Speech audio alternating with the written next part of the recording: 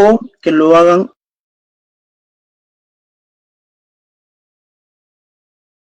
el fiscal, el fiscal, el fiscal. Se pueden dar con intervención de la policía o se pueden dirigir dentro del despacho fiscal. Si las diligencias se solicitan con apoyo de la policía, es porque necesitamos el apoyo de la policía en casos de diligencias como por ejemplo pericias, grafotécnica, pericias físicas, pericias balísticas, pesaje de droga, donde necesariamente el apoyo de la policía es esencial. Sin embargo, diligencias preliminares de investigaciones como casos de omisión familiar, lesiones, hurto, donde no tenemos mucha mayor complejidad de la investigación, lo podemos llevar simplemente en el despacho fiscal. Asimismo, el plazo determinado no puede exceder de los 120 días de diligencias preliminares. Una vez que estas diligencias se hayan llevado a cabo, con lo cual el fiscal va a tener que tomar la decisión entre poder formalizar la investigación preparatoria e iniciar la etapa de investigación preparatoria, o si no reúnen los requisitos establecidos, tendría que no proceder a formalizar la investigación preparatoria, lo que vendría a ser un archivo de dicha investigación. Entonces, si verificamos la calificación que hace el fiscal, conforme lo establece el artículo 334 del Código Procesal Penal al 336, donde el fiscal tiene la opción de no formalizar la investigación preparatoria, que vendría a ser un archivo, tiene la opción de formalizar la investigación preparatoria, emitir alguna reserva provisional.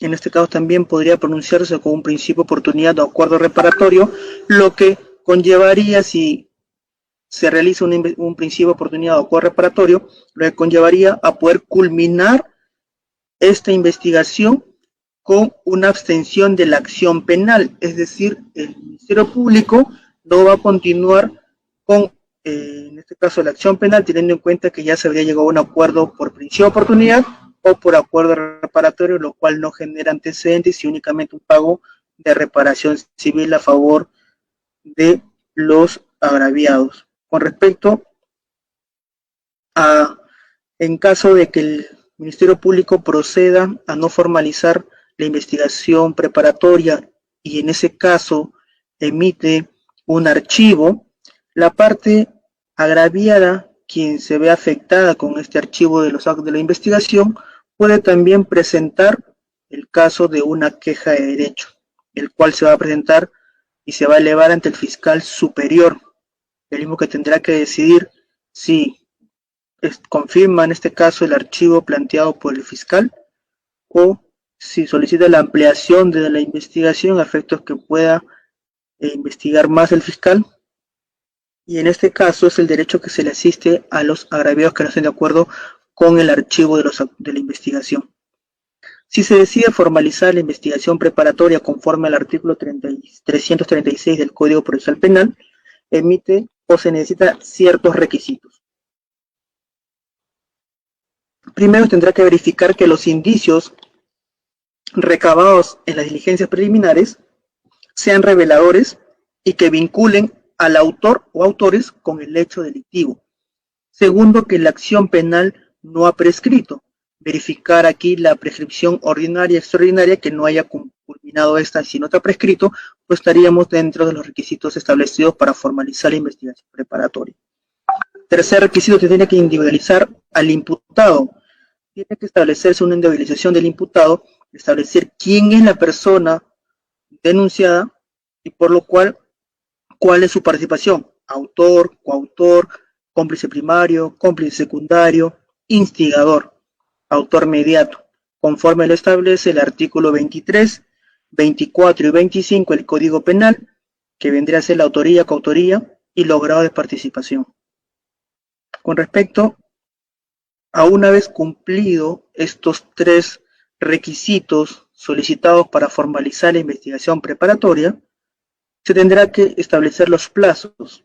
El plazo de investigación preparatoria son 120 días, el mismo que puede ser ampliado hasta 60 días más. Esto quiere decir que una investigación preparatoria no puede tener un plazo mayor a 180 días, en el cual se haya dado ya la ampliación de este por 60 días.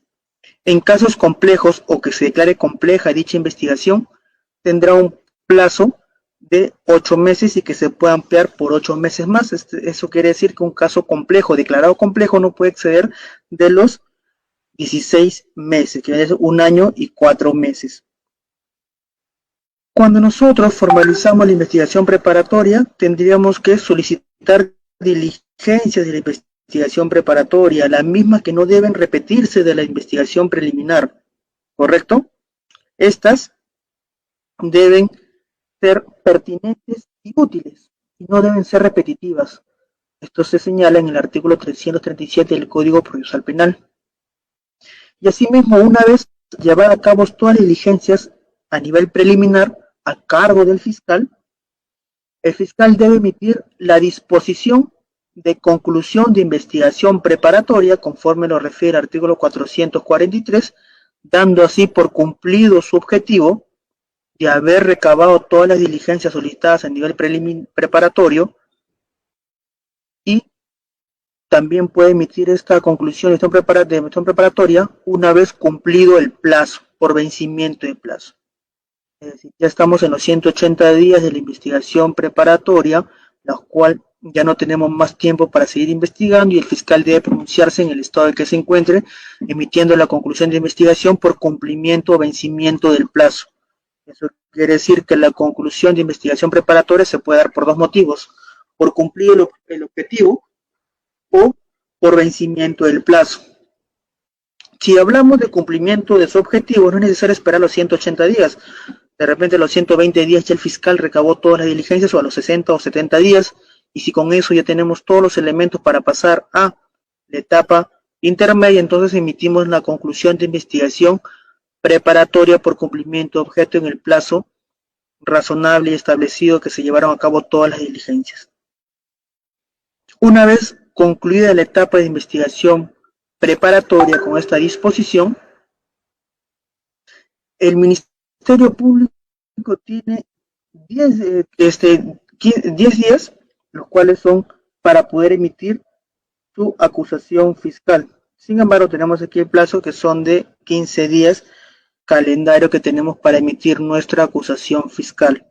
15 días nos dan para poder emitir esta acusación fiscal o el pronunciamiento de fondo. Si emitimos un requerimiento fiscal de sobreseimiento conforme al artículo 334, tenemos que establecer 4 situaciones específicas sobre un sobreseimiento. En primer lugar, señalar si el hecho no se realizó. Otro supuesto es que no se le puede atribuir al imputado dicho delito, que el delito no es típico, o que hay insuficiencia de elementos de convicción. Por esos 4 supuestos el fiscal puede solicitar el requerimiento de sobreseimiento. Sin embargo, si presenta un requerimiento acusatorio, conforme al artículo 349 del Código Penal, va a señalar, en primer lugar, que se logró identificar al imputado, la identificación plena del acusado, los hechos que se le atribuyen al acusado, cuáles son los elementos de convicción que se convertirán en prueba posteriormente, que van a acompañar la imputación contra el acusado. También cuál es la participación del acusado, como lo habíamos mencionado, si es autor, coautor, autor mediato, cómplice primario, cómplice secundario, instigador, cualquiera de estas figuras de autoría y participación que esté inmerso el acusado. Cuáles son las circunstancias modificatorias de la responsabilidad penal, si tenemos alguna clase si el imputado tiene entre 18 a 21 años, estamos hablando de la responsabilidad restringida, lo cual modifica su situación con respecto a la sanción que podría recibir. La tipificación del hecho y pena, es decir, la subsunción del hecho atribuido en el tipo penal que le corresponda. Esa es la tipificación del hecho y la pena. Si el señor sustrajo bienes del poder de la víctima sin violencia y sin amenaza, en horas de la noche será un delito de hurto agravado, ¿de acuerdo? Durante la noche. primer párrafo del 186 del Código Penal, con una pena no menor de 3 ni mayor de 6 años. Esa es la subsunción o tipificación del hecho al delito que le corresponde y la pena. Asimismo, ¿cuáles son los medios de pruebas ofrecidos? Las testimoniales de la agraviada, de algún testigo, del efectivo interviniente, documentos ofrecidos, el acta de registro personal, el acta de intervención, son medios de prueba que van a ser ofrecidos y actuados a nivel de juicio oral. Asimismo, se podrá señalar de forma alternativa un señalamiento o circunstancia de algún hecho. Asimismo, la indicación de la subsistencia de medida de coerción, si es que el imputado o el acusado se encuentra con una medida de coerción personal como prisión preventiva, comparecencia con restricciones o una comparecencia simple. Eso va a variar de acuerdo al delito y de acuerdo a la situación jurídica del imputado, si se encuentra en libertad o con prisión preventiva. Y asimismo se tendrá la notificación de la acusación a los otros sujetos procesales, objeciones y pedidos que se puedan realizar, conforme lo señala el artículo 350 del Código Penal, que le da en un plazo de 10 días, se pone la acusación se le comunica a las partes para que en un plazo de 10 días puedan observar la acusación, puedan deducir algún medio de defensa técnica, puedan pedir el sobreseimiento, solicitan la instalación de la aplicación de un criterio de oportunidad o ofrecer alguna prueba, así como presentar documentos, objetar o pedir incremento de la reparación civil en caso de los agraviados o el actor civil constituido, o proponer los hechos que aceptan y otros acuerdos sobre los medios de prueba. En este caso, acá hay objeciones y pedidos que puedan hacer tanto el actor civil como el imputado. Ejemplo, observar la acusación, el imputado. Deducir medios de defensa técnica, el imputado. ¿Cuáles son los medios técnicos, los medios de defensa técnicos que conocemos? Cuestión prejuicia, cuestión previa y las excepciones. Asimismo, pedir el sobreseimiento también por parte del imputado. Instar, mejor dicho, la aplicación de un criterio de oportunidad, el imputado. Ofrecer prueba tanto el imputado como el actor civil, presentación de documentos tanto el actor civil como el imputado, objetar o pedir incremento de la reparación civil, vendría a ser tanto el imputado que va a objetar y el actor civil que va a pedir incremento de la reparación civil. Proponer los hechos que aceptan y otros acuerdos sobre los medios de prueba. Esto quiere decir si el imputado acepta los hechos imputados o va a haber algún acuerdo que podamos llegar en esta instancia.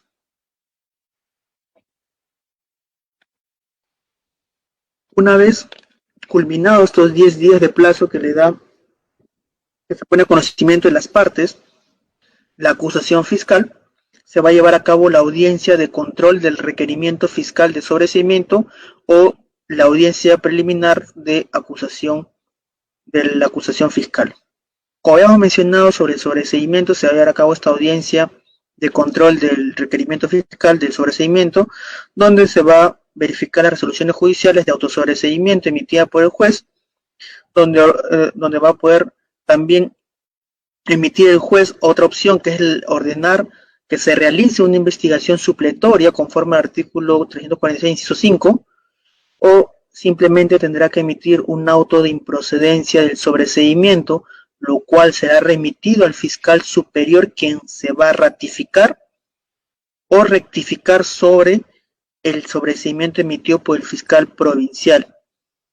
Si se rectifica del sobreseimiento requerido por el fiscal provincial, tendrá que ordenar a otro fiscal que pueda acusar, ya que no está de acuerdo con el sobreseimiento planteado por el provincial. Si el Ministerio Público remite la acusación fiscal, la cual fue puesto a conocimiento de las otras partes por un plazo de 10 días, y una vez culminado se llevará a cabo la audiencia preliminar, en el cual va a haber la convocatoria de las partes no antes de 5 ni luego de 20 días. Se solicita la asistencia obligatoria a esta audiencia preliminar del control de acusación del juez, del fiscal y del abogado defensor. El desarrollo de esta audiencia en este caso control de acusación, es sobre, se le da el uso de la palabra a todas las partes, iniciando por el fiscal, quien va a realizar su acusación. Se va a realizar el debate sobre la procedencia y la admisibilidad de las cuestiones planteadas. Se va a verificar las actuaciones solo de prueba anticipada y entrega de documentos de las partes. El juez va a emitir la resolución, la cual puede ser en diferentes sentidos. La primera de ellas, o diferentes supuestos: la devolución que realice el juez de la acusación defectuosa que puede encontrar. Segundo supuesto, que puede emitir un auto sobre medios de defensa técnica, así mismo como puede emitir un auto de sobreseimiento de oficio o a pedido, en este caso, del imputado. Asimismo, también puede emitir la resolución de admisión de medios de prueba y la especificación de objeto de testimoniales. ¿Correcto? En este caso, va a haber también las especificaciones del objeto de testimoniales y peritajes, el pronunciamiento sobre convicciones probatorias que se puedan dar entre las partes, la resolución sobre prueba anticipada y finalmente va a emitir la resolución del auto de enjuiciamiento, la cual contiene tanto el nombre del imputado y del agraviado, el delito o delitos acusados, la calificación legal y tipificaciones alternativas que se le puedan dar a la acusación, los medios de prueba admitidos y convenciones probatorias, las cuales se va a tener que presentar o se va a tener que mencionar las partes constituidas, así como emitir o señalar las medidas de coerción que se encuentra el imputado.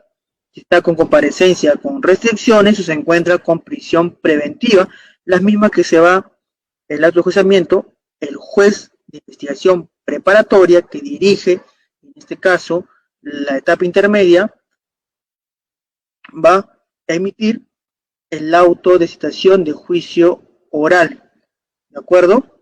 La misma que debe contener la sede y la fecha del juicio oral, emplazamiento a todos los que deben concurrir, y este auto de citación de juicio oral lo va a emitir el juez unipersonal o el juez o los jueces colegiados.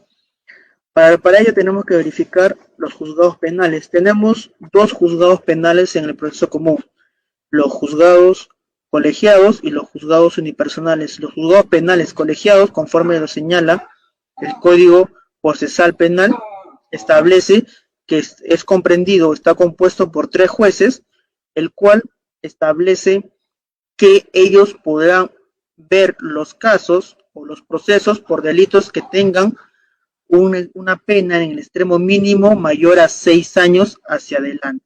Y los jueces o los juzgados penales unipersonales, compuestos por un solo juez, van a conocer casos, ¿de acuerdo?, que sean menores a este, es decir, los casos que no vean los colegiados. ¿Correcto? La etapa de enjuiciamiento, la etapa de juzgamiento. La etapa de juzgamiento ya no está dirigida por el juez preparatoria, sino está dirigida por el juez unipersonal o colegiado. Y esto lo podemos encontrar en el artículo 356 del Código Procesal Penal al 403 del Código Procesal Penal, donde inicia por un periodo de apertura, el periodo probatorio y finalmente en el periodo decisorio. Vamos a ver estos 3 periodos de forma práctica, rápida y concatenada para una vez nosotros recordar y verificar el proceso penal común. Pasemos a las funciones, a las actividades propias de un asistente en función fiscal, lo cual ustedes están en este curso para las convocatorias que debo suponer que ya han visto publicadas en la página del Ministerio Público a nivel nacional, teniendo en cuenta que en diciembre ya entra en vigencia el nuevo código en Lima Centro y Lima Sur. El segundo tramo de convocatorias de Lima Este ya se dieron y también de Lima Norte. Muy bien. Continuando entonces. Nos ubicamos en el periodo inicial de la etapa de juicio oral o de juzgamiento, donde se va a dar o va a iniciar con la instalación de la audiencia, con lo cual para que se pueda instalar una audiencia con un proceso común en el nuevo Código Procesal Penal, sea en un juzgado unipersonal o colegiado, se debe dar la concurrencia imprescindible de las partes, donde vamos a tener aquí al imputado y su abogado defensor, al juez y al fiscal. Las ubicaciones de las partes se encuentran establecidas en el artículo 370 del Código Procesal Penal, donde señala que al frente se encontrará el juez de las partes, el cual se ubica frente al juez se ubicará el acusado, a su derecha del juez el fiscal y el abogado del actor civil al lado del fiscal, y a su izquierda del juez el defensor del acusado. Esto quiere decir que tenemos aquí a los testigos y peritos en un ambiente continuo. ¿De acuerdo? Correcto.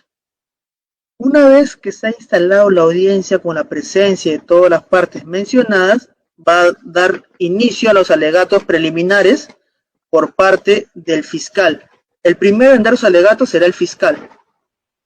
¿Por qué primero será el fiscal en dar los alegatos? Pues porque es la persona, la parte que va a dar a conocer la acusación fiscal o la va a oralizar, es el acusador, por eso que es el primero que tiene que iniciar estos alegatos, en el cual debe contener sus alegatos de apertura, su teoría del caso, así como los abogados del actor civil son los segundos a presentar sus alegatos preliminares. Asimismo, el tercero civilmente responsable y finalmente el acusado. Una vez realizados los alegatos de apertura, donde cada uno debe tener su teoría del caso ya planteada, tenemos aquí también las instrucciones que el juez le va a dar al acusado sobre sus derechos. Es decir, el juez le leerá sus derechos al acusado antes de poder iniciar ya el juicio oral. Alegatos preliminares, que son los alegatos de apertura, el juez le leerá sus derechos, le indicará sus derechos al imputado y le preguntará si admite o no su responsabilidad penal. Si el imputado, en este caso, acepta su responsabilidad penal, el juez tendrá que señalarle cuáles son las opciones que tiene con respecto a una conclusión anticipada de juicio. ¿De acuerdo? Si este es el caso donde el imputado acepta su responsabilidad penal, tendríamos que verificar aquí que esta persona está señalándose responsable, aceptando su responsabilidad, y el juez deberá declarar concluido el juicio oral. De acuerdo a la sentencia de conformidad, recoge un acuerdo celebrado entre el fiscal y el imputado de conclusión anticipada de juicio. Asimismo, tendrá que establecer la pena y la reparación civil y las penas accesorias, y si la parte, el actor civil que tiene que verificar lo que vendría a ser la reparación civil no se encuentra conforme, tendrá que presentar su apelación en el extremo de la reparación civil, teniendo en cuenta que la conformidad sobre la reparación civil no va a vincular al juez, ¿correcto? Asimismo, señores, tenemos que si no se da la conformidad del imputado, es decir, él se declara inocente y no es responsable, tendrá que realizarse un ofrecimiento de pruebas, en el cual se va a dar inicio al periodo probatorio, donde vamos a empezar el juicio oral. ¿De acuerdo? En primer término, el juez tendrá que preguntar si hay ofrecimiento de nuevos medios de prueba, en el cual tenemos los señalados en el artículo 373 del Código Procesal Penal, en el cual señala que una vez conocidos estos nuevos medios de prueba presentados por las partes, ¿de acuerdo?, se va a reiterar la oferta de los no admitidos en esta etapa, de la etapa intermedia. La actuación probatoria se va a dar de la siguiente manera, con una secuencia del debate. Por lo cual vamos a ver aquí el orden convencional que tiene de actuación probatoria, en el cual debe primar la oralidad, va a también verificarse la intervención del juez, y donde el juez podrá presentar prueba de oficio o también las que sean a petición de las partes. Para ello, iniciará la declaración del acusado, donde se van a verificar las reglas del interrogatorio, con libertad y oralidad en el relato. Las preguntas directas deberán ser plasmadas de forma clara y las preguntas deben ser útiles, ¿sí? El examen es individual o también puede ser por separado de sus co-imputados, teniendo en cuenta dependiendo de la versión que va a tener que dar o las preguntas del caso que estaríamos teniendo presente. Una vez dada la declaración o el interrogatorio, el examen directo al acusado, vamos a realizar los exámenes a los testigos, donde se va a dar la moderación del interrogatorio por el juez para evitar preguntas capciosas, sugestivas o impertinentes, donde se tendrá que verificar las objeciones que puedan plantear las partes ante estas preguntas, que se puedan formular. El contrainterrogatorio que se va a plasmar en el caso de los testigos van a ser a cargo del abogado del imputado si los testigos ofrecidos son por el fiscal. Y caso a la inversa, si los testigos son ofrecidos por el abogado defensor, tendrán que ingresar al contrainterrogatorio por parte del fiscal. Se siguen las reglas para estos interrogatorios, las mismas del interrogatorio del acusado, es decir, que deben ser preguntas directas, claras y útiles, por lo cual también podrán solicitar la objeción de dichas pruebas. De dichas preguntas podrán presentar objeciones. Ejemplo claro, cuando una persona hace una pregunta impertinente sobre hechos que no versa la investigación, el abogado defensor, si el fiscal ha hecho una pregunta impertinente, tendrá que presentar una objeción. Objeción, señor juez, pregunta impertinente, tendrá que fundamentar por qué motivo es una pregunta impertinente y el juez tendrá que verificar si da lugar o no a dicha objeción. Si da lugar a dicha objeción, el fiscal tendrá que reformular su pregunta o hacer otra pregunta. El examen que se lleva a cabo a los peritos, tenemos lo que establece el artículo 378, donde van a realizar una exposición sobre el dictamen pericial que han realizado. Se va a dar una exhibición y preguntas sobre autenticidad del dictamen que se presenta.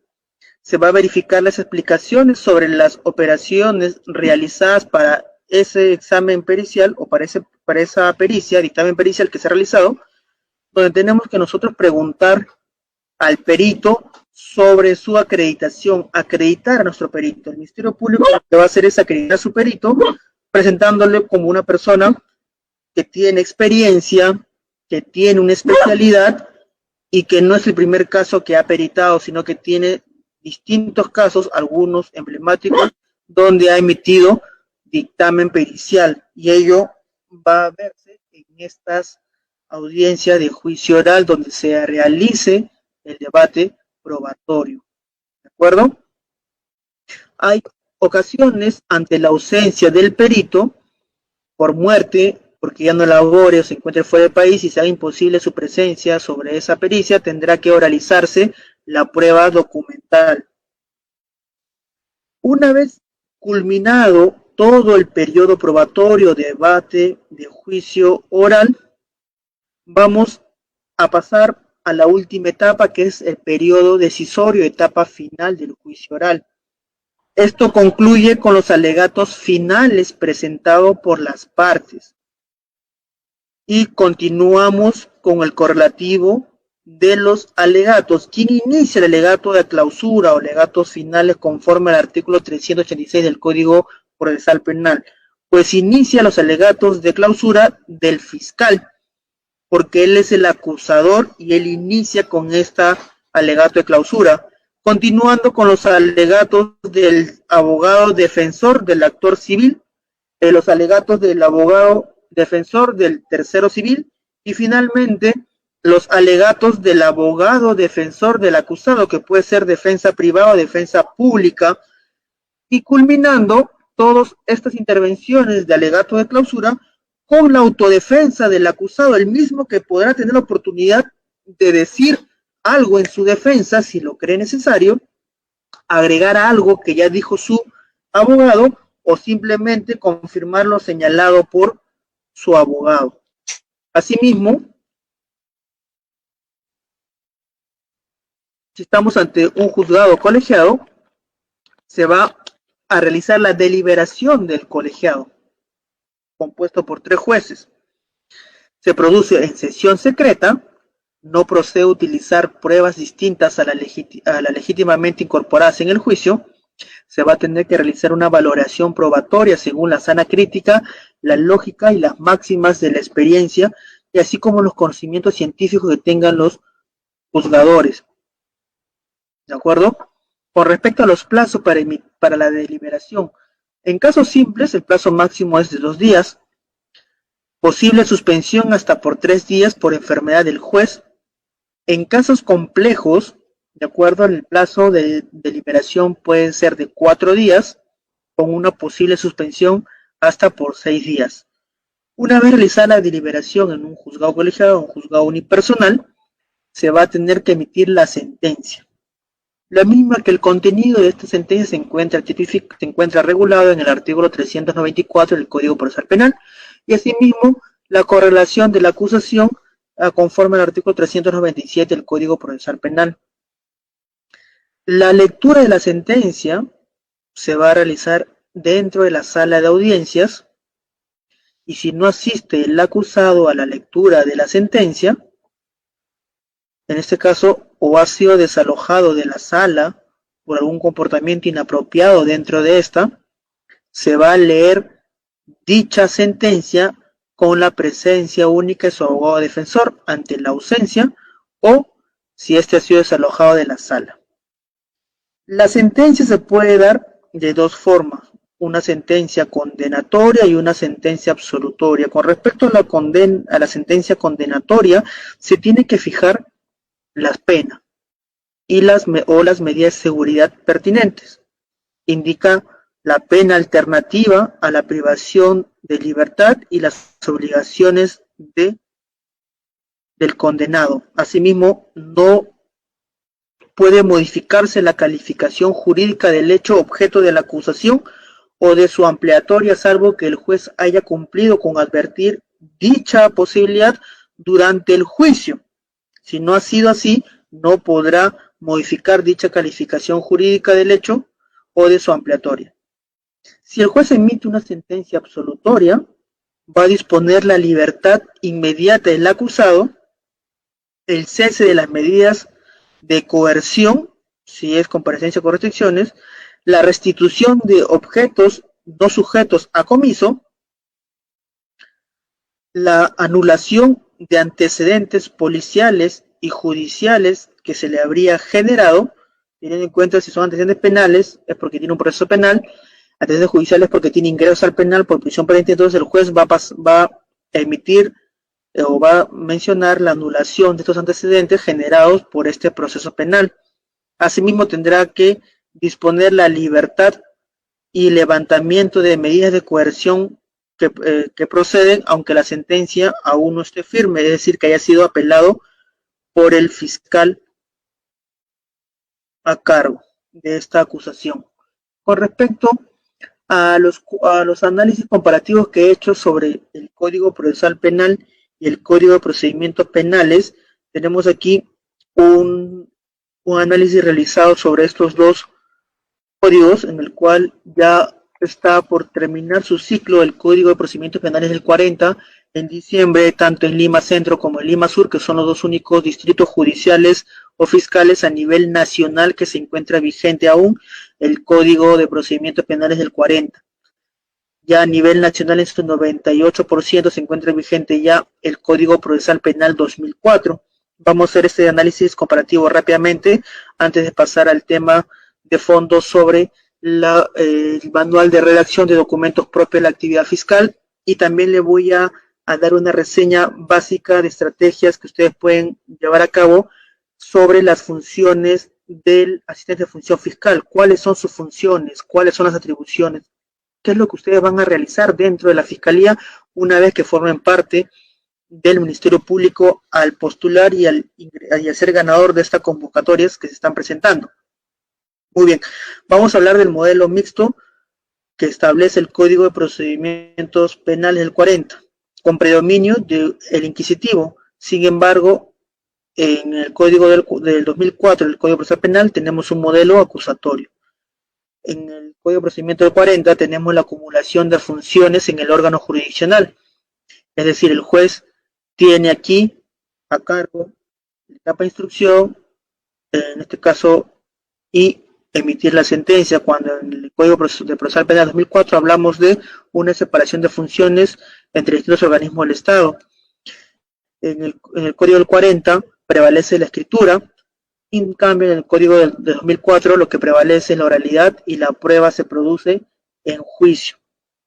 En el 40 tenemos que la actividad probatoria es restringida, sin inmediación, ya que el juez no está en esta inmediación con las partes y la oralidad de los medios de prueba, sino son solamente documentales y el juez únicamente los va a leer. Con respecto al Código del 2004, tenemos una actividad probatoria que se basa en principios de inmediación, oralidad y posibilidad de contradicción, porque va a poder entrar los sujetos de prueba que vendrían a ser las personas que estén, el imputado, los agraviados y los testigos en un interrogatorio, en un contrainterrogatorio, posibilidad de poder entrar en contradicción por los abogados y el fiscal que van a hacer sus preguntas. Con respecto al Código 40 hablamos del predominio de un sistema de actas. Todo se basaba en actas de audiencia. Sin embargo, el Código del 2004 habla sobre un sistema de audiencias durante todo el proceso, incluso en las impugnaciones. Todo es mediante audiencia. Audiencia de prisión preventiva, audiencia de control de acusación, audiencia de control de plazo, audiencia de, en este caso, de juicio oral. Donde predomina son las audiencias. El Código del 40 hablaba sobre una repetición de diligencias, es decir, las diligencias que se llevaban a cabo a nivel preliminar eran repetidas en la etapa de instrucción. ¿Qué pasaba? Yo como fiscalía investigaba a nivel preliminar las diligencias, declaración del imputado, declaración del agraviado de los testigos, y presentaba mi denuncia penal ante el juez instructor.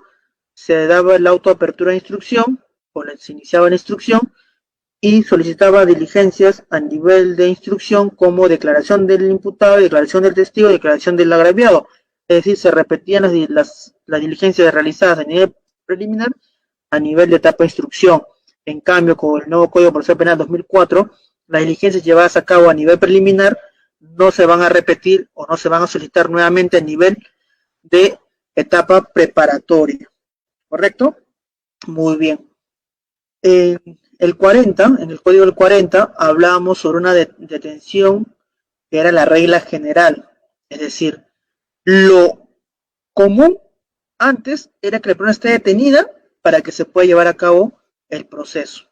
Sin embargo, en el 2004, en el Código Procesal Penal, sobre la prisión preventiva, establece que es una medida excepcional conforme al artículo 268 del Código Procesal Penal y siguiente, que es la prisión preventiva.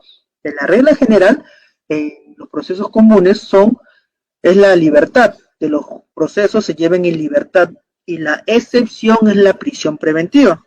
En el Código del 40 tenemos el papel de la víctima era restringido, ¿de acuerdo? Sin embargo, en el Código del 2004, que es el Código Procesal Penal, habla sobre el papel más activo de la víctima, donde se le reconoce el derecho a la verdad de la víctima, y sin embargo, en el Código del 40 no admite un sistema de salidas alternativas a la pena con respecto al Código del 40. Sin embargo, el Código Procesal Penal sí admite salidas alternativas a la pena que podemos encontrar conforme al Código Procesal Penal del año 2004. Y asimismo también teníamos la instrucción del 40 que era reservada, Sin embargo, en el Código Procesal Penal 2004 tenemos que es un proceso público. En la etapa, en el Código del 40, el juez era director de la investigación judicial, es decir, el llamado juez instructor. Sin embargo, en el Código de 2004, Código Procesal Penal, el fiscal es el director de la investigación preparatoria y el juez de investigación preparatoria en la etapa de investigación preparatoria actúa como un juez de garantías, de que vele que se siga con el debido proceso y no se vulneren los derechos del imputado, si no se llevaría a cabo audiencia de tutela de derechos. ¿De acuerdo? Muy bien. En el código del 40 no existe un plazo de investigación preliminar. Tenemos casos del antiguo código, del Código Procedimientos Penales del 40, que tenían 2 años, 3 años investigándose de 2015, 2016, de 2017, que todavía no han tenido pronunciamientos finales, 4 años de investigación. Están dormidos, guardados, empolvados esas investigaciones fiscales. Sin embargo, con el nuevo Código Procesal Penal tenemos un plazo de investigación conforme al artículo 342. Tenemos 120 días para investigación preliminar con una ampliación de 60 días más, que serían en un total de 180 días, ¿de acuerdo? Perdón, tenemos 60 días de investigación preliminar con una ampliación de 60 días más, que tendríamos preliminar de un máximo de 120 días, que no es prorrogable más tiempo de 120 días, tendrá que pronunciarse fiscal para ver si formaliza esta preparatoria o si archiva. El plazo que está mencionando inicialmente por error era el plazo de investigación preparatorio, que son 120 días que se pueden ampliar por 60 días más, que estamos hablando de un plazo no mayor de investigación preparatoria de 180 días en casos simples. En casos complejos son más días, que son 8 meses de investigación preparatorio en caso complejo, y que se puede prorrogar por el mismo término, que sería hasta 8 meses más, que estamos hablando de hasta 16 meses de investigación preparatoria en un caso complejo.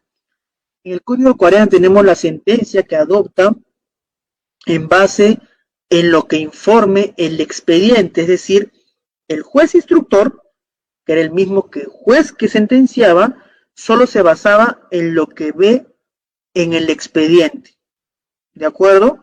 De lo que leía, de lo que revisaba el expediente, en base a eso se basaba su sentencia. En cambio, en el Código Procesal Penal del año 2004, la sentencia se adopta en base a lo que se realiza en juicio. Tanto juez unipersonal o colegiado tendrán que adoptar en la sentencia de todo lo que puedan observar de lo realizado en juicio oral. ¿De acuerdo? Correcto. Entonces vamos a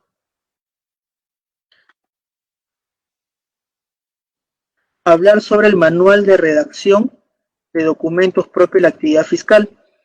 Este manual no lo podrán ustedes adquirir de cualquier forma. Este manual únicamente se nos entrega a personal propio de la Fiscalía, ¿de acuerdo?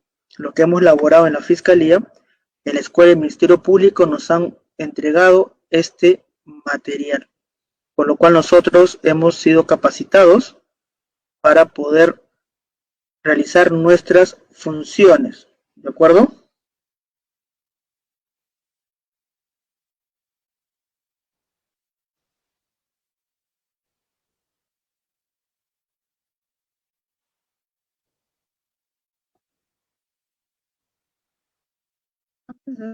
Chicos, voy a mencionarles lo que le estaba señalando sobre lo que vendría a ser cuáles son las funciones que tiene el asistente de función fiscal dentro del Ministerio Público.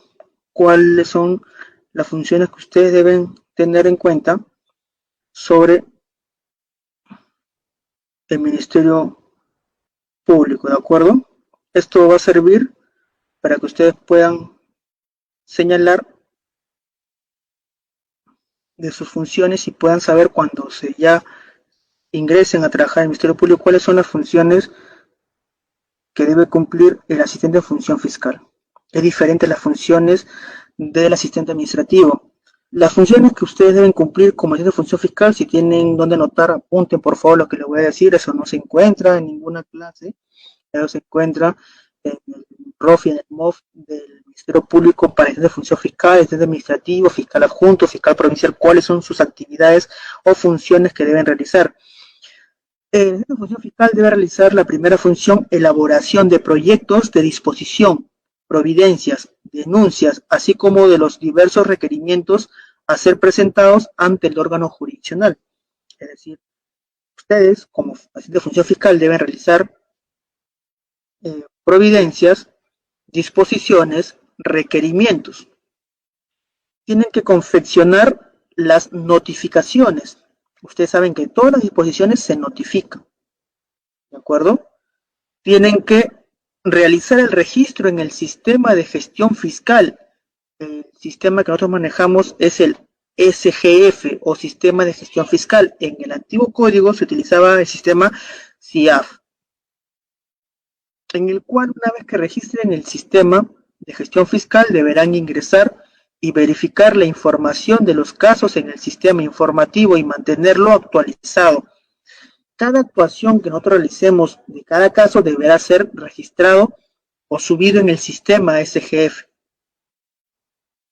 Asimismo, tendrán que conformar, organizar, custodiar, foliar y clasificar, según su estado, las carpetas fiscales, los cuadernos de los fiscales y anexos que se requieran, ¿de acuerdo? Y así como los cuadernos formados por cada carpeta fiscal. Entregar los depósitos administrativos, voucher o similares respecto a las reparaciones civiles de los beneficiarios. Custodiar las evidencias y bienes relacionados con los casos, con las investigaciones, y asegurar así los documentos hasta su remisión a la oficina que corresponda. Deberán apoyar en la redacción de actas bajo la dirección del fiscal. Elaborar y mantener actualizada la agenda fiscal.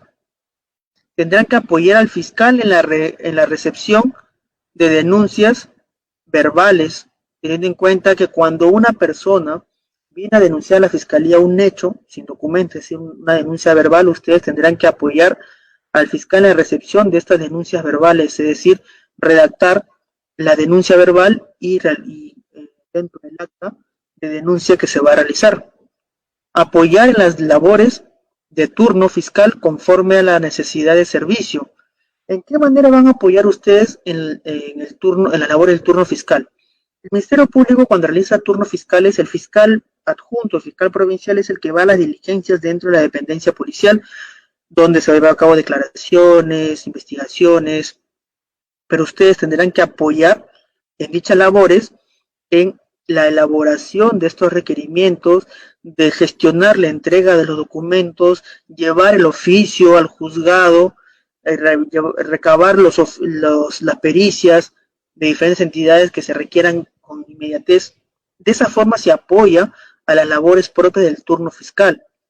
También ustedes tendrán que certificar las copias que disponga el fiscal. Cuando alguna persona soliciten copia certificada de los actuados o de cierta disposición o requerimiento, ustedes tendrán que sellar la certificación con sus datos de cada hoja que se le va a entregar a las partes.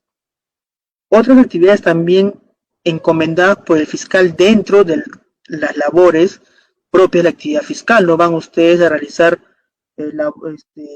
actividades que le pide al fiscal que no tienen nada que ver con su función. El asistente de función fiscal no es el que le trae el café al fiscal, no es que le va a comprar la tienda al fiscal, esas labores no, ¿de acuerdo? Sino netamente de sus funciones, ¿correcto? Muy bien.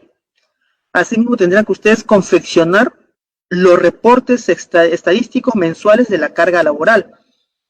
Ustedes tendrán que realizar esta confección de los reportes estadísticos, verificar cada mes, con cada fin de mes, se extrae del sistema SGF la carga laboral que tiene cada fiscalía y cada fiscal. Como cada fiscal adjunto y cada fiscal provincial tiene un asistente con el que trabaja directamente. Este asistente es responsable de verificar los reportes estadísticos de la carga mensual del fiscal, tanto la carga que tiene el fiscal como la carga recepcionada, la carga pendiente en plazos, porque tenemos un semáforo verde, ámbar y rojo con respecto a los plazos. Verde que todavía estamos dentro del plazo, ámbar que ya está por vencer el plazo y rojo que ya están vencidos el plazo. Esa información deben ustedes como de función fiscal revisar. Es como que todos los ciertos interdiarios revisar los plazos, cuáles se van a vencer. Indicar al fiscal, señor fiscal, estos plazos, estas carpetas, esas investigaciones están por vencer los plazos. Pueden solicitar una ampliación o tendrán que pronunciarse ya al vencimiento total del plazo de la investigación. También tendrán que extraer del SGF la información correspondiente para elaboración de los informes requeridos por la presidencia de la Junta de Fiscales Superiores y demás órganos fiscales superiores que soliciten información. Esas son las funciones que debe realizar un asistente de función fiscal. Son varias, ¿verdad? Son muchas, yo lo sé. Son casi las mismas que tiene el fiscal adjunto, con la diferencia que el fiscal adjunto es responsable de esta carga y es quien va a llevar a cabo todas las diligencias a nivel judicial dentro de la fiscalía, y ustedes también tendrán que apoyar en diferentes diligencias cuando hablemos del apoyo en otras actividades que disponga el fiscal, es por ejemplo la redacción que ustedes realicen sobre las declaraciones testimoniales o de agraviados que ustedes puedan apoyar al fiscal. Teniendo en cuenta que el fiscal tiene que realizar las preguntas y ustedes apoyan en la redacción. Son apoyos propios de la actividad fiscal, pero no significa que ustedes tienen que tomar declaración, sino la declaración lo toma el fiscal, tanto adjunto como provincial, pero ustedes pueden apoyar en la redacción para que sea la diligencia mucho más rápida y se lleve a cabo de una forma efectiva. Entonces, chicos, estas son las funciones que deben ustedes tener en cuenta cuando quieran postular a asistente de función fiscal en las convocatorias que están vigentes ahora en la página del Ministerio Público. Tienen que ustedes saber que esto es lo que van a hacer una vez que ingresen. Es un poco complicado para algunos de ustedes adaptarse a todas estas nuevas funciones que no han tenido antes, si es que no han trabajado antes en el Ministerio Público, no han practicado. Pero si ustedes vienen de afuera siendo abogados de empresas privadas o de otras entidades públicas como el Poder Judicial, municipalidades de otras áreas y desean ingresar al Ministerio Público, tienen que tener en cuenta estas funciones. El conocimiento del Código Procesal Penal que está vigente a nivel nacional. Ya ingresa a Lima Sur y Lima Centro en diciembre. Entonces estamos hablando que prácticamente en 3 meses está a nivel nacional completamente entrado en vigencia el nuevo código. Tienen que conocer el nuevo código, tienen que conocer el derecho penal, parte general, parte especial. Tienen que saber la elaboración de redacción de documentos propios de la actividad fiscal. Este manual que se le va a enviar a los que están inscritos en este curso especializado, seminario de asistente de función fiscal, le va a servir. Les digo porque con este manual yo como fiscal adjunto me he capacitado en la escuela del Ministerio Público. Como si ustedes pueden ver aquí, le da todo el ABC de documentos propios de la actividad fiscal y ustedes me dirán, pero aquí no me dice cómo hacer un documento, es decir, cómo elaborar una disposición, cómo elaborar un requerimiento. Pues, si soy sincero, este es un manual completo, porque no solo te dice cómo se deben hacer las cosas, sino te da formatos. Desde la página 61 a la 100, ustedes desde el anexo 4 tendrán formatos de disposiciones, formatos de requerimiento. Entonces, este material es completo.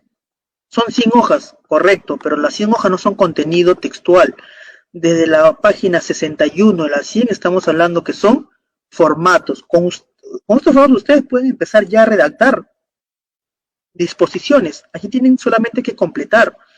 La parte jurídica ya está plasmado. Ustedes pueden ver los datos de identificación.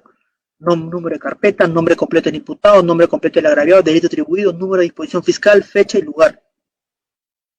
La justificación normativa que corresponde para cada disposición y para cada requerimiento. Ya no tienen que buscarla en el Código Procesal, ya está escrito, está plasmado, tienen que copiarlo textualmente como se encuentra.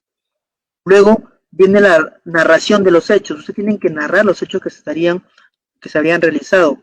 Tienen que hacer un análisis probatorio, ¿de acuerdo? Y finalmente la tipificación del delito. ¿Cuál es el delito que corresponde de acuerdo a la subsunción que han hecho ustedes del hecho al tipo penal que corresponde? En el análisis de la subsunción, el análisis de la falta de necesidad de la pena, estamos hablando de un principio de oportunidad, el análisis del acuerdo reparatorio, el análisis de la imposición del pago de la reparación civil, cuáles son las reglas de conducta que se le va a imponer, la decisión, que ya está plasmado, simplemente copian, y finalmente los datos del fiscal, que esto va con un sello. Estos datos de identificación fiscal que ven ustedes acá, nombre del fiscal, despacho fiscal y firma, esto se complementa con el sello del fiscal, que está su nombre y su despacho, y finalmente solo su rubric, su firma del fiscal. Entonces, esa parte de datos de identificación, el fiscal lo pone con su sello que está completo. Entonces, chicos, este manual de redacción que se le va a brindar es algo completo. ¿Correcto? No tienen que buscar en internet sus formatos, pedirle a su amigo que trabaja en la fiscalía, pásame tu modelo, no. No se trabaja con modelos, se trabaja con formatos. Estos formatos son genéricos para cualquier tipo de casos. Tenemos todos los formatos que ustedes se puedan utilizar en la fiscalía. Formato de disposición de no formalizar investigación preparatoria y abstención del ejercicio de la acción penal, es un archivo. Así tenemos también el formato de disposición de formalización y continuación de la investigación preparatoria. Esta disposición es que ustedes van a formalizar la investigación preparatoria, van a pasar a la primera etapa penal. Tenemos, como les dije a un inicio, los datos de identificación que se completan, la justificación normativa que ya está plasmada, que ni siquiera tienen que copiar. Ojo, no tienen que buscar, ya está aquí plasmado y tienen que copiarla, nada más los hechos que ustedes tienen que narrar, el tipo penal que le corresponde a los hechos, la decisión por el cual ustedes están formalizando la investigación preparatoria, y finalmente las diligencias que ustedes van a disponer. No se deben repetir de la investigación, de la apertura de investigación preliminar. ¿De acuerdo? Entonces tenemos aquí, chicos, estos anexos. Primero quería explicarles estos anexos antes de entrar a tallar sobre este manual, para que ustedes puedan verificar que nosotros estamos dando un material completo. ¿De acuerdo? Este diplomado, este curso seminario también se dicta en diplomado. Nosotros dictamos diplomado especializado para asistentes en función fiscal y también diplomado especializado en el nuevo Código Procesal Penal, lo cual consta de 8 sesiones. Este diplomado tiene un valor de 120 horas académicas plasmadas para que ustedes puedan, con esta certificación, postular a cualquier convocatoria del Ministerio Público para asistentes de función fiscal, porque es requisito indispensable y se le solicita en las convocatorias tener certificaciones de diplomados, cursos especializados sobre nuevo código o función fiscal, porque para ese cargo estarían ustedes postulando. Tenemos convocatoria CAS, pero siempre por ahí no falta alguna convocatoria 728 que se pueda dar de alguna persona que esté jubilada o ya no se encuentre con nosotros, que pueda dejar libre esa plaza de 728 y sea lanzada a concurso, que es muy poco actualmente las convocatorias 728, sino las que más están sobresaliendo son las convocatorias CAS. ¿De acuerdo? Entonces, chicos, en este caso tienen ustedes aquí, desde la página 61 a la 100, todos los formatos. Vamos a regresar a la página de primer capítulo, que vendría a ser el diagnóstico, la redacción de documentos propios de la actividad fiscal. No se preocupen, es como un manual completo, es como fuera un libro. Tenemos desde la página 17 a la 55, ¿sí? Todo lo que vendría a ser la información del manual. Ahí son como 40 páginas que ustedes tienen que revisar y leer. A partir de la página 61 a la 100 son formatos de las diferentes disposiciones y requerimientos que ustedes van a tener que realizar. Vamos a hablar sobre los diagnósticos de la redacción de documentos propios de la actividad fiscal. Vamos a ver qué problemas, qué deficiencias han encontrado en los documentos redactados por fiscales o asistentes de función fiscal en lo largo de esta actividad propia de nosotros, que ha ido mejorando y cambiando en el transcurso del tiempo, pero hemos hecho un análisis de cuáles son las falencias, las deficiencias que se encontraron en estos requerimientos y disposiciones por fiscales.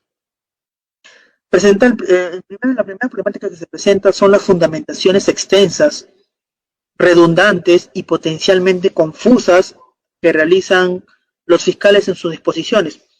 ¿Cuál es el problema, chicos, con estas disposiciones y requerimientos extensos?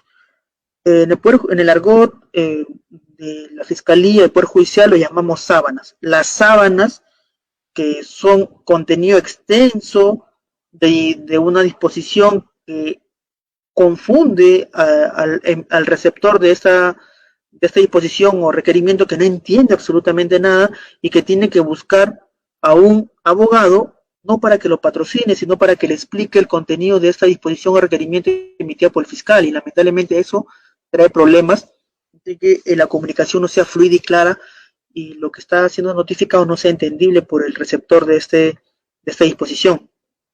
El lenguaje usado en estas disposiciones o requerimientos son muy técnicos legalmente y no comprensibles por el público en general. El abogado tiene la mala práctica de utilizar palabras muy técnicas que hacen confundir o no puede entender o comprender el receptor, que es una persona común y corriente, la mayoría de secundaria completa, sobre lo que queremos expresarle. No tenemos que utilizar tecnicismos, ni palabras rimbombantes, ni frases en latín, cuando podemos utilizar el español, palabras claras, comunes, que las personas puedan entender. La estructura seguida por nuestras disposiciones y requerimientos no es la mejor. ¿Por qué?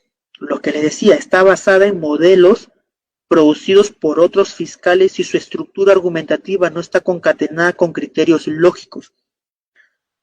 Tú quieres hacer una prisión preventiva de robo agravado, tú tienes un modelo de prisión preventiva de homicidio, tu amigo que trabaja en provincia, en Lima, en el Callao, en Lima Este o en Lima Norte, tiene un modelo de prisión preventiva de homicidio simple, tú se lo pides, ¿de acuerdo? De robo agravado, perdón, tú le pides de robo agravado, comienzas a plasmar de su modelo de él a tu modelo, armar copia y pega, ¿de acuerdo? Hacer tu Frankenstein. Y es una cosa, copias otra cosa, y esa clase de estructura no guarda lógica. Porque tú estás copiando un modelo que es diferente a un modelo tuyo, adaptándolo, con lo cual se forma algo incomprensible. Muchas veces estás dejando información o texto de tu caso de homicidio cuando lo que estás viendo es robo agravado. Entonces el juez, cuando lee tu requerimiento, se da cuenta que es planchazo, es pura plancha, decía copiado otra cosa. Y es feo que el fiscal vaya a una audiencia donde su documento esté lleno de errores, en el cual tenga que subsanarlo oralmente y no queda bien el fiscal. Yo les digo por experiencia propia que lamentablemente cuando nosotros asumimos casos que no nos compete por jurisdicción, sino que son del antiguo código, que tenemos que ir a audiencias que no se llevaron a cabo y que son nuevos fiscales los que están a cargo ahora, que las disposiciones, los requerimientos presentados tienen deficiencias que tenemos que oralizarlas para poder tratar de ocultar o evitar esos errores plasmados anteriormente, ¿de acuerdo? Lamentablemente no siguen la secuencia de los hechos, se usan términos que no se entienden, son innecesarios, redundantes, mal empleados, el estilo rimbombante y extenso ya no es efectivo. En ocasiones no se usa una voz sonora y esto dificulta la comprensión del texto por parte de los receptores. No se citan literalmente frases o dichos de los testigos con su propio lenguaje que demuestran probatoriamente el caso legal. Los fiscales traducen estos testimonios con un lenguaje adornado y pierde eficacia. Les explico. Si una persona, en su manifestación, un testigo, dice algo, ustedes tienen como fiscal o asistente que está redactando la manifestación, cita textualmente lo que dice con sus propias palabras, porque ese testigo, ese agraviado, lo que dice en su manifestación, cuando lo sienten a declarar en juicio, lo va a decir con sus propias palabras, no va a leer lo que dice tu declaración. ¿Se dan cuenta? Un caso práctico, les voy a contar con lo que puede pasar. Si yo le voy a tomar declaración a un testigo sobre un caso de homicidio, que es un testigo presencial, y yo le pregunto, ¿usted puede narrar los hechos que presenció el día 11 de noviembre del año 2020 a las 13 horas? Es decir, le estoy preguntando a usted qué hechos vio o qué es lo que vio el día de ayer, 11 de noviembre a la 1 de la tarde. Y el testigo me dice lo siguiente. A la 1 de la tarde yo estaba fuera de mi casa y vi que el imputado Juan Pérez le disparó al señor Carlos por la espalda con una pistola y se dio la fuga el señor Juan Pérez. Entonces, ¿qué dice el testigo? Que él vio cuando estaba fuera de su casa que Juan Pérez le disparó al señor Carlos por la espalda con un arma de fuego y se dio a la fuga. Una línea o línea y media puntual fue el testigo. No dijo nada más, no agregó ninguna frase más, ninguna palabra más. Yo estaba fuera de mi casa, vi cuando Juan Pérez le disparó por la espalda a Carlos y se dio a la fuga. Eso fue lo que vio el testigo, eso fue lo que dijo. Sin embargo, el fiscal, cuando escucha esa respuesta, no le convence las palabras utilizadas por el testigo y va a darle un mejor sentido, algo más bonito. ¿Y de qué forma va a decir los hechos? Lo siguiente. Yo me encontraba en el frontis de mi domicilio cuando de un momento sorpresivo viene la persona de Carlos caminando y detrás de él se encuentra el imputado Juan Pérez, el mismo que tenía en su poder un arma de fuego. Siguiéndolo sigilosamente por la espalda, realiza el disparo que le impacta en la espalda a Carlos, el mismo que cae al suelo. Una vez que cae al suelo, su víctima, Juan Pérez, te da la fuga raudamente. ¿Se dan cuenta la diferencia? Yo estoy dándole más, estoy dando términos más técnicos, frases que lo utilizaría alguien con mayor educación o alguien que se expresa mejor a que una persona común y corriente que está fuera de su casa y que vio un homicidio, fue testigo de un homicidio. ¿Se dan cuenta? Este fiscal tradujo lo que quiso decir el testigo, utilizando palabras diferentes, haciéndolo más largo la frase, los hechos más televisivos o de película, a lo que habría visto una persona como yo vi, que el señor Juan Pérez le disparó a Carlos por la espalda y se dio la fuga. Punto. Nada más, no dije absolutamente nada más. Sin embargo, el fiscal lo dijo de otra forma, más rimbombante, más amplio, más palabras, lo cual se ve 3, 4, 5 líneas de lo que habría observado el testigo. ¿Correcto? Otro problema que encontramos, no se revisa ni se edita el texto final. Esto genera que algunos errores no sean corregidos. ¿Qué pasa con la mayoría de nosotros, tanto fiscales como de función fiscal? Y ustedes también, para que no cometan este error, se los digo. No se les ocurra redactar un documento sin leerlo nuevamente. ¿De acuerdo? Ustedes, cuando redacten un documento, tienen que terminar de realizarlo y leer nuevamente el documento, porque solo al leerlo van a poder ustedes ver sus propios errores. ¿Cuáles propios errores? Faltas de ortografía, espacios innecesarios, el espacio innecesarios, los márgenes de la hoja, algún texto no resaltado, algunas palabras que debieron poner con mayúscula en cursiva tampoco resaltada. Todas esas ediciones y revisión del texto la podrán hacer en la segunda o tercera lectura de su documento fiscal, que sea una disposición, un requerimiento o una providencia. Las providencias por lo general son pequeñas, son concisas. Sin embargo, las disposiciones y los requerimientos es donde más necesitan su revisión, una o dos lecturas. ¿Por qué motivo? Pero, señor fiscal, el documento en mi computadora se puede corregir automáticamente. Yo utilizo Word. de Microsoft Office, tengo corrector de texto. Si escribo mal, me autocorrige. Si está mal escrito, me sombrea en rojo. Claro, las personas que ustedes están trabajando en su casa, tienen su Word, te lo va a corregir. Pero los que trabajamos en las oficinas, o cuando vuelven a trabajar en las oficinas, nosotros en las oficinas, en las computadoras entregadas por el Ministerio Público para los trabajadores y personal fiscal y administrativo, no tienen el Office o el Microsoft Office descargado en las PCs. ¿Por qué motivo? Porque si ustedes quieren tener el Microsoft Office descargado en sus computadoras del trabajo, tienen que tener una licencia. La licencia cuesta, ¿de acuerdo?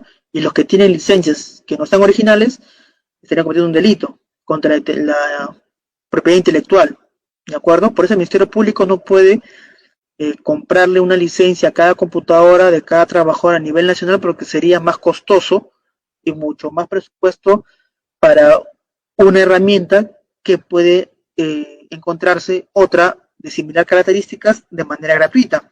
¿Y cuál fue esta herramienta alternativa que encontró el Ministerio Público de manera gratuita que se pueda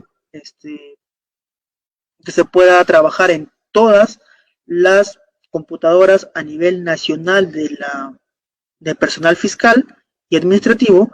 Pues encontró este software utilizado ahora por el Ministerio Público del Open Office, ¿de acuerdo? El Ministerio Público usa actualmente este software, el Open Office, que es un Office en el cual es más rudimentario, no tiene ciertos botones o alternativas como el Microsoft Office, que es diferente, mucho más moderno. Este es más rudimentario, parece un Microsoft Office del 95, aproximadamente de esas características tan antiguas. También tiene una hoja de cálculo que reemplaza en este caso un Excel. También tiene una presentación de presentación de diapositivas que reemplaza PowerPoint del OpenOffice y así. Entonces tenemos este software del OpenOffice que está instalado en todas las computadoras a nivel nacional de la Fiscalía, que no tiene editor o control ortográfico, que no corrige las faltas ortográficas. Si usted escribió mal, no sabe escribir la palabra, no se lo va a corregir automáticamente, por lo tanto quedará con esa falta ortográfica. También el personal administrativo y fiscal no tiene acceso a páginas de internet, porque tenemos el conocimiento que la mayoría de páginas de internet son de ocio. Entonces el Ministerio Público tiene internet en las computadoras para la red y para páginas especiales como el peruano, el SPIG. Sin embargo, para otras páginas de navegación está bloqueado el acceso. Página de descargo, ni siquiera el WhatsApp web funciona en ninguna computadora, ni siquiera de los fiscales. Entonces tenemos que aprender a trabajar con estas limitaciones que nos dan para concentrarnos en nuestra actividad. Sin embargo, el tema de las fallas ortográficas, espero que ninguno de ustedes las tenga, porque esto puede ser por una escritura rápida, porque el teclado no me ayudó y se escribió doblemente la misma letra, o presionó la H pero no tecleó bien. Puede ser de que por la velocidad de la escritura se te pase una u otra palabra. Sin embargo, eso se corrige cuando tú lees nuevamente tu texto, ¿correcto? Pero si no tienes la costumbre de revisar una o dos veces tu texto, o no tienes la facilidad de la ortografía bien dada, que algunas palabras que no sabes cómo se escribe, tú mal lo escribes como tú crees, y se va a quedar plasmado con un error, realmente eso te hace quedar mal a ti como profesional, porque ¿sabes? Si somos abogados, la forma de escritura, la ortografía nos enseñan en el colegio. En la universidad no te enseñan ortografía, ¿de acuerdo? Te enseñan redacción, que es diferente. Te enseñan lenguaje jurídico, que es completamente distinto a la ortografía que todos debemos haberle llevado muy bien en el colegio. Los que tengan problemas de ortografía tienen que llevar cursos de poder revisar algunas palabras de ortografía. O en el celular tienen Google, googleen la palabra, si ustedes no se recuerdan, y encuentren la palabra correcta, usen sinónimos de una palabra que tal vez no recuerdan cómo se escribe. Están ustedes concentrados en un caso importante, te puedes bloquear, no encuentras la palabra correcta o no recuerdas cómo se escribe la palabra, simplemente googlea la palabra o utilizas un sinónimo de dicha palabra para poder sobrepasar ese impasse. ¿Correcto? Tienes que saber ingeniártelas. lo peor es cometer fallas ortográficas, que si el fiscal no revisa tu documento y no te hace corregir ese error y lo firma nada más el documento, ese documento va a ir al Poder Judicial.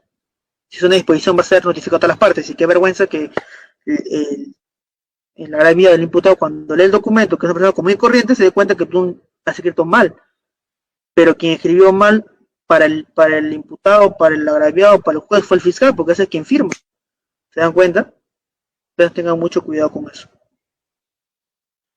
Pues, para culminar con este curso especializado o seminario sobre la Agencia de Función Fiscal, vamos a hablar directamente sobre cuáles son los documentos que ustedes deben realizar en su actividad fiscal. Este manual se le va a entregar, se va a enviar creo que vía correo, lo que me informaron los encargados del instituto. Sin embargo, ustedes los tienen aquí para que puedan revisar y leer.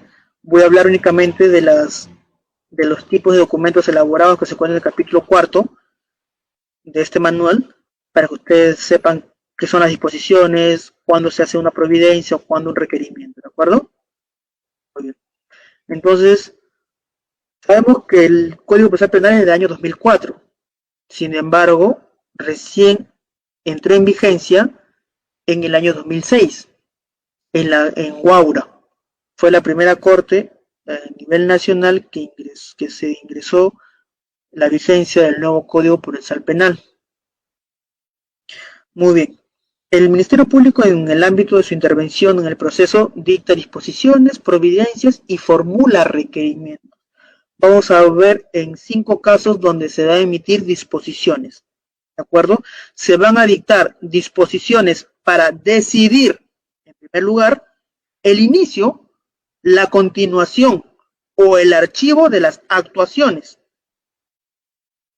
Ejemplo, el inicio de la investigación preliminar, la continuación de la investigación preparatoria o el archivo de las actuaciones de la investigación preliminar.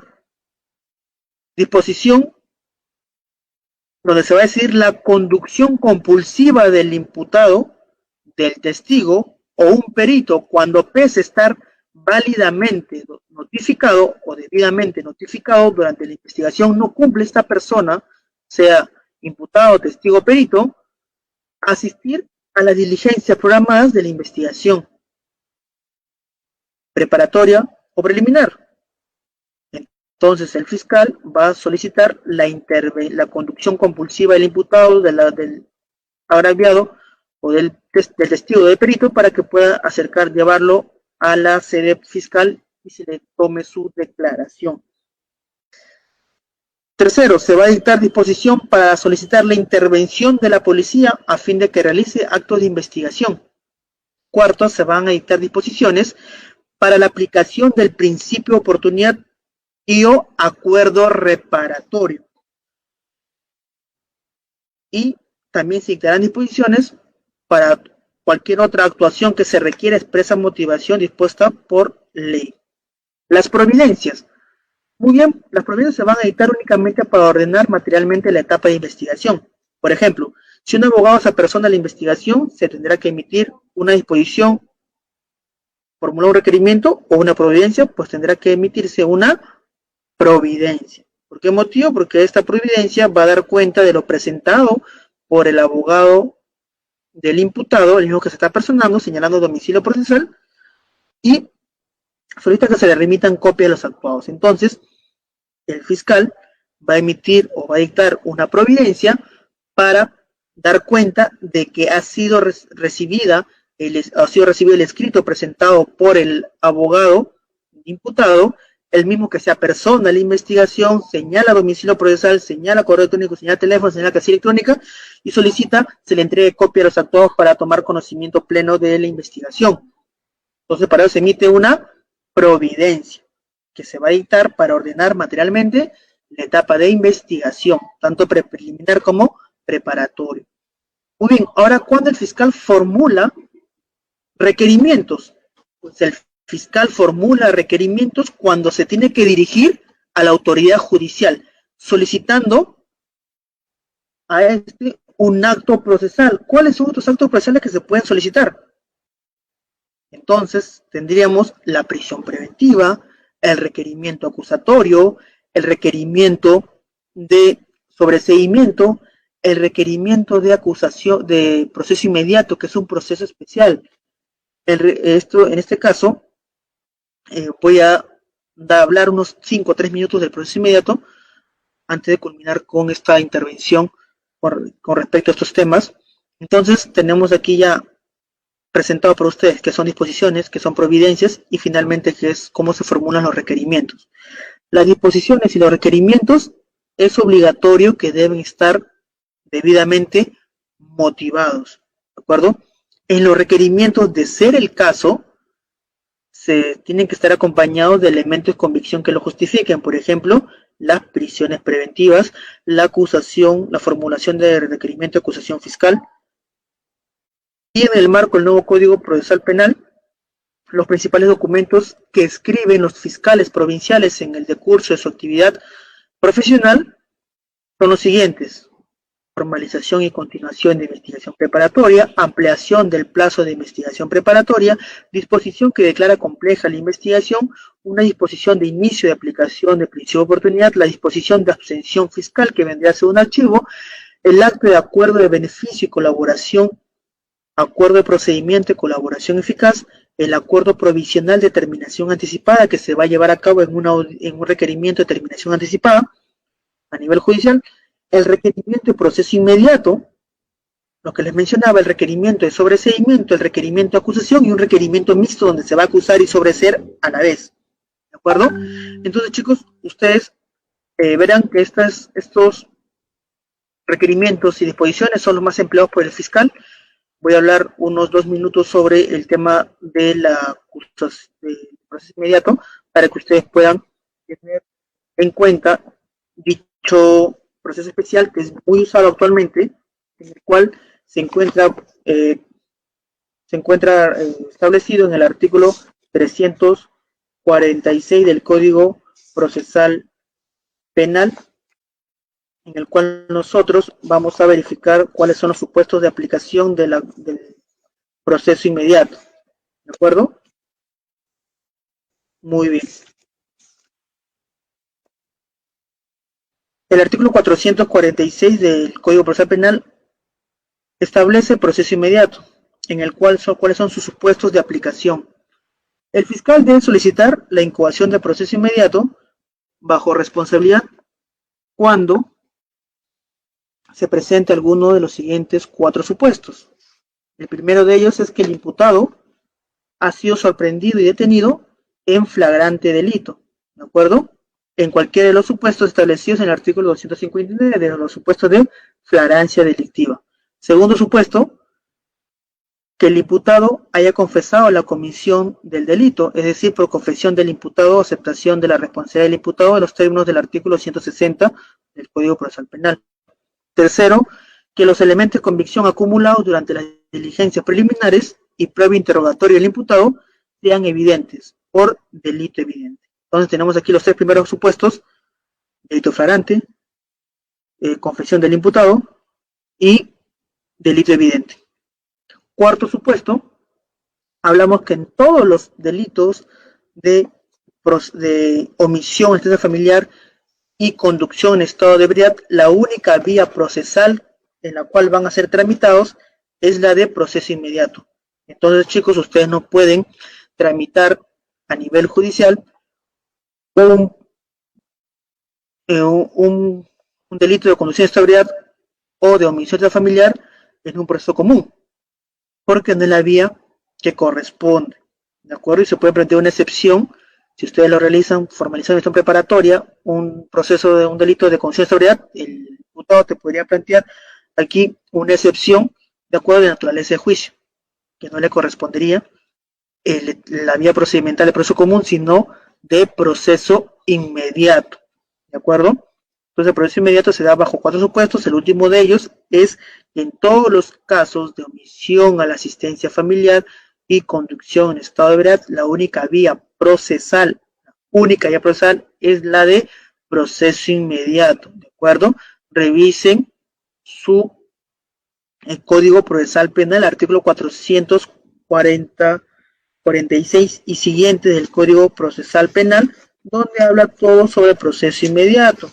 Recuerden, el proceso inmediato solo tiene dos etapas: incoación del proceso inmediato y juicio oral. Se suprime la investigación preparatoria y la etapa intermedia. Hay investigación preliminar, ¿de acuerdo?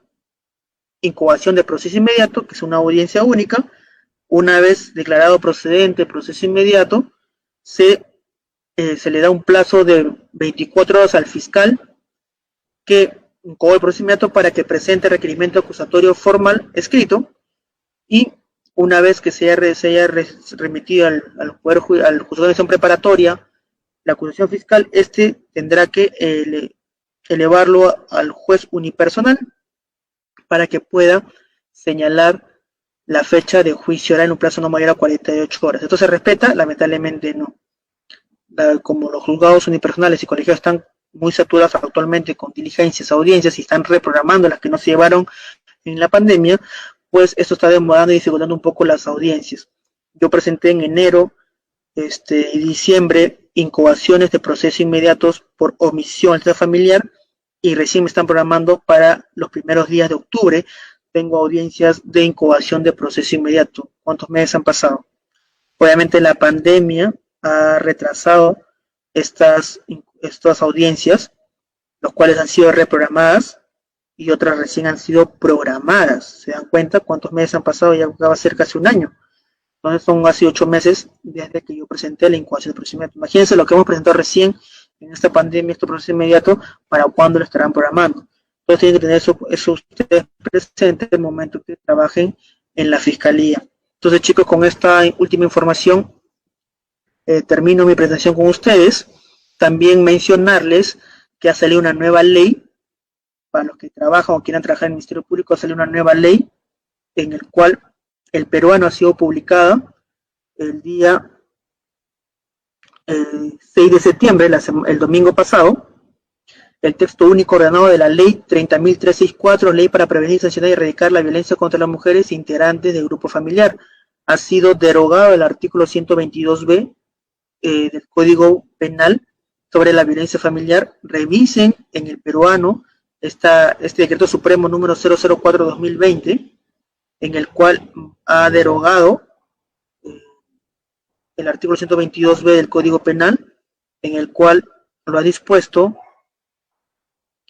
en sus disposiciones complementarias y derogatorias. Y primera, derogación de los artículos 122a y 122b del Código Penal, derogándose estos dos artículos del Código Penal. Segundo, la derogación de la ley 26.260 de la Ley de Protección frente a la Violencia Familiar, derogándose así esta ley, ¿de acuerdo? Entonces, chicos, también han sido modificados el artículo 242 del Código Procesal Penal, el artículo 242 de los supuestos de prueba anticipada, el artículo 124b, la determinación de la lesión psicológica. Por eso se han modificado estos artículos del Código Penal, del Código Procesal Penal. Revisen esta ley, que es nueva, que es del 6 de septiembre del año 2020. Les digo para su conocimiento personal, y eso también lo tenemos que tener nosotros presentes, porque tenemos procesos pendientes de violencia familiar. Se han modificado. Yo también tengo que preparar un nuevo material, porque el día lunes inicia un diplomado de familia y del diplomado de violencia familiar, que yo lo dicto con este instituto y deje, por lo cual tengo que cambiar toda la información de violencia familiar, porque tengo que adecuarla a la nueva ley que ha salido, y hacer un cuadro comparativo de lo que teníamos con la ley 30.364 hasta antes del día 6 de septiembre y lo que tiene ahora la ley, analizarlo a fondo, revisar y presentar este material para los chicos del diplomado de violencia familiar tengan lo último y actualizado. Así como yo, ustedes tienen que actualizarse, revisar su código, revisar las leyes, hacer grupos de estudio donde estén actualizándose con todas las modificatorias. Porque si ustedes están desactualizados, cuando vayan a las entrevistas del nuevo Código Procesal Penal, de las convocatorias para hacer función fiscal, van a dar una mala presentación, porque los fiscales que estén en la entrevista que ustedes van a pasar no le van a preguntar cosas pasadas, cosas actuales. Si ustedes tienen conocimiento de la modificación de la ley de violencia familiar, y ustedes ni siquiera se enteraron, ¿se dan cuenta? Entonces ustedes tienen que estar actualizados. Hay convocatorias para fiscalías especializadas de violencia familiar, tienen que saber todo lo referente a violencia familiar, diplomados, información, leer libros, la ley, el reglamento, todo eso tienen que verificarlo. Actualmente con la modificatoria ya no se va a aceptar el informe psicológico del CEN como medio elemento de convicción, sino tiene que ser del Instituto de Medicina Legal. Antes aceptaba con el reglamento, ahora dice que ya no. ¿Por qué motivo eso se ha modificado? Porque tantos denuncias a diestra y siniestra con una carga elevadísima que tenían las fiscalías especializadas, las fiscalías del antiguo código, esto ha hecho de que se pueda evaluar de una forma distinta estos casos. ¿De acuerdo, chicos? Entonces con esto me despido con ustedes. Lean, revisen, actualícense, inscríbanse en los cursos, en los diplomados, para que puedan tener información actualizada. Este material, léanlo en íntegro sobre redacción de documentos propios de la actividad fiscal. Es un manual muy completo, muy didáctico. A partir de la página 61 a la 100 tendrán todos los formatos que ustedes necesitan para empezar a redactar documentos fiscales. Si todavía no trabajan en la fiscalía y quieren practicar con estos documentos, tienen estos formatos. Si métanse un caso, ustedes planteen el caso y comiencen a desarrollarlo con estos formatos y así poco a poco tendrán que practicar y cuando lleguen a trabajar en la fiscalía pues será mucho más fácil porque ustedes ya saben cómo se redacta una disposición, un requerimiento acusatorio, un requerimiento de proceso inmediato que es no es tan difícil de hacerlo y ustedes lo van a producir muy rápido. ¿De acuerdo, chicos? Me despido con ustedes. Nuevamente mi nombre es Cristian Miguel Guerra Soto.